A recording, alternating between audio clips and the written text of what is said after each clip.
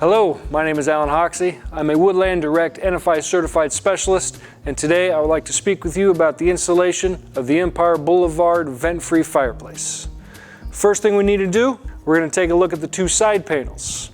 The side panel on the right-hand side and the side panel on the left-hand side are both held by a Phillips head screw. The right-hand side of the fireplace will contain an extension wire. That extension wire will allow you to install the receiver on this side or that side of the fireplace 6 feet out. There's also a hole here in case you'd like to run your gas line on the right-hand side. I'm going to go ahead and remove this panel and show you what it looks like on the inside. As you can see, I have the shell for an electrical connection here. Your electrician will wire in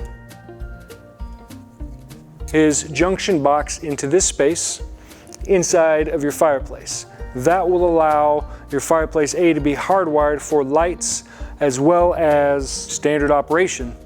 That way you're not replacing batteries all the time. Secondly, we have this panel down here. It'll simply be removed. This is where your gas line will come in.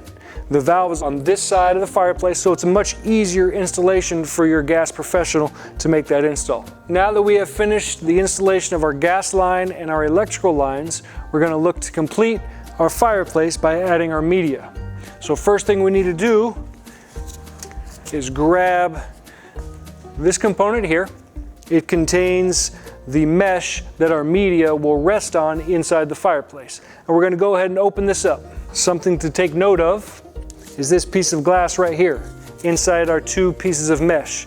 This is burner barrier glass. It's designed to make sure no gust of wind or anything else will interfere with the flames. The last part is inside of our cardboard box. You will find the two side pieces. These two side pieces of mesh are designed to be installed in the two corners, so please don't forget these.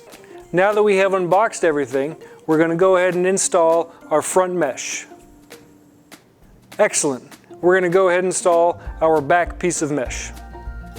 The next part, we'll go ahead and install both the left and the right pieces of mesh. Next, we will go ahead and take the time to install our glass barrier. Now that we have installed our media mesh as well as our piece of glass, we're going to go ahead and add the actual rock media. So as you can see here, we're adding the media. Normally, you add media to cover the entire mesh. Make sure not to put any glass media inside this burner area. Just keep it clean. Only fill up the portions that have mesh. All right, there you have it. Your fireplace is now ready for operation.